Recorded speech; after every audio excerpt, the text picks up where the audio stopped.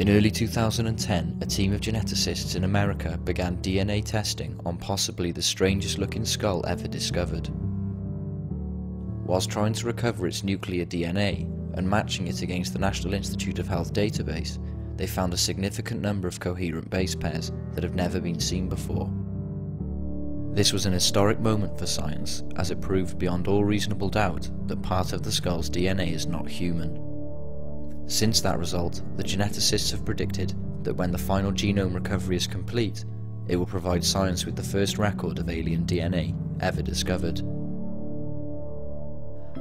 The skull's caretaker is Lloyd Pye.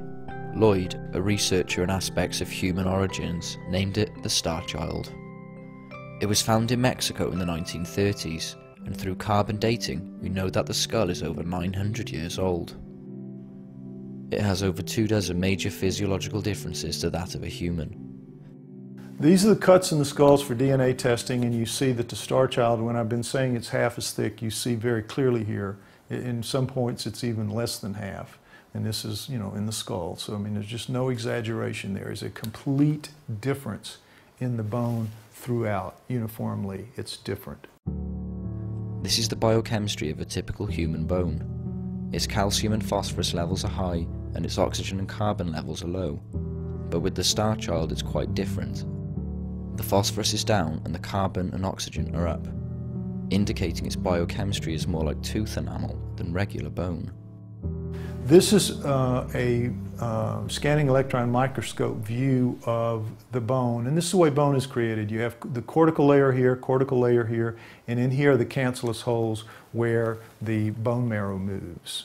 And coming out of some of the cancellous holes, but also embedded in the matrix of the bone, are these fibers, these very durable, strange fibers that nobody's ever seen before. They're in no other species, and we don't really know what they are, but we just know that they're really durable because the Dremel blade that cut this through here did not cut cleanly these different fibers. That tells you they have a high resistance factor to the blade.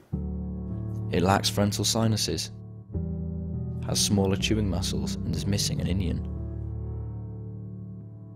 Instead, its neck connects on top of its frame and magnum opening, indicating that its neck is about half the size of a normal human neck.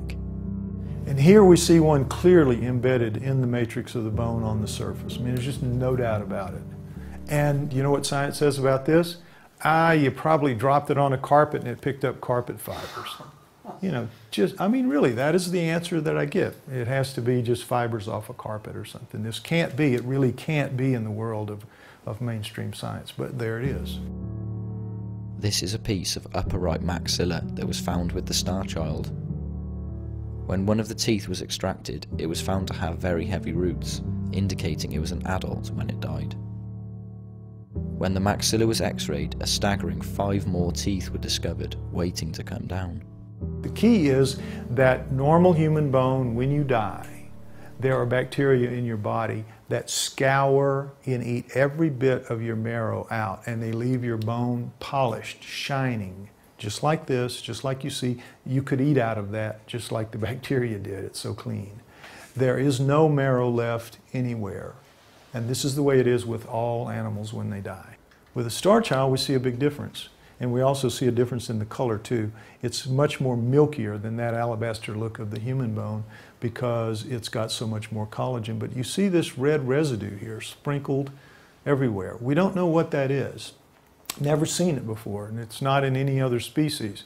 It's not blood because when blood oxidizes, it's not our blood anyway, or our type blood, because when blood oxidizes it turns black. So if that was bone marrow, that would be black. So those two things, the fibers and the residue, are just unknown in anything else. And here they sit in the STARCHILD, both of them, and yet science just says, And this is what they say. This is what you need to understand about science. And all of these physiological differences that I've just pointed out, they mean nothing to mainstream science. They mean nothing. In January of this year, a geneticist contacted me out of the blue, and he said, I think you really might have something. And he said, if you send me a sample, I will take a new technique, a new shotgunning technique, which recovers much smaller pieces than the old primer technique. So he took it. About 6 weeks later, he got back in touch with me and he says, "You're really not going to believe what's happening here. I don't believe it. I've done it enough times now to where I'm convinced that I'm doing it right, and we're getting some very unusual results." Some of it comes out human, sure enough. You see right here, this sequence of 265 base pairs long, 265, no question about it, part of the STARCHILD is human. Except, next slide, some of the STARCHILD's DNA comes back with this incredible reading. No significant similarity found. 342 base pairs long. It's a coherent base pair sequence not found in the NIH database. I said, well, what's the answer? And he says, well, it could be, and here's where we go off the deep end, it could be that it's an alien, entirely an alien, born to a human mother. And I said, what? How would that happen? How would you get a pure alien born to a human mother? So he made up a slide for me and sent it to me. And he said, now understand, this is happening today. This is happening today. If a human female has mitochondrial disease, which means that her mitochondria are bad and are going to produce very, very flawed and dead children for the most part. If it's found out that she has that and she wants to have a child with her mate, her husband, what they can do is they can take her package, put it in a dish, you've heard about this, and mix it with her husband's sperm and create a zygote with her chromosome package and her husband's chromosome package. Then they take an egg, a good egg from a third party, a woman, take that woman's chromosomal package out, put the zygote in, put that egg in the first woman, and she will have a baby that will be her and her husband's genes, but it will have the mitochondria of the third woman. So he said we could have the same thing. You'd have two aliens getting together, making a zygote, and for whatever reason, taking the chromosomal package out of a female egg, putting it in, and then she will bring it to term, and it's a full alien, nothing but alien DNA in it, but it has her human mitochondrial DNA. Now, why? Why would they do that? We don't have any idea. We know this is a radical thing to say. We know that it's going to be met with a lot of resistance because it's going to prove that we don't just have a hybrid between a human and an alien 900 years ago. We have clear genetic engineering, clear evidence of genetic engineering 900 years ago. It's a much bigger pill for science to swallow, and it's also going to cause a much bigger revolution in thinking among everybody because it's going to be very hard to wrap minds around this. But this is where we are. This is what we think we can do. This is what we know we can do. We're now in the process of trying to get the money to start the process of sequencing the whole genome, because when you sequence the genome, at the end of that period, it's only about 3 to 4 months. From the time you start, 3 to 4 months, you have an answer.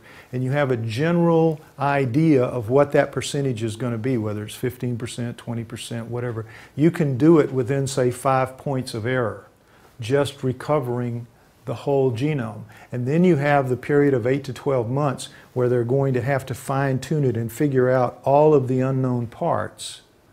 And then they'll be able to say within a margin of error of 1 or 2% what the difference is. And that difference is going to stick, because anybody that does it again, that's the beauty of DNA. It's the math of biology. It's repeatable again and again. And this is why we win, because we are producing something they can't argue with. There isn't any of this business about nature can do anything. When it comes to DNA, DNA trumps nature. So whatever the DNA says is whatever is going to have to be accepted. And this is what we think it's going to say.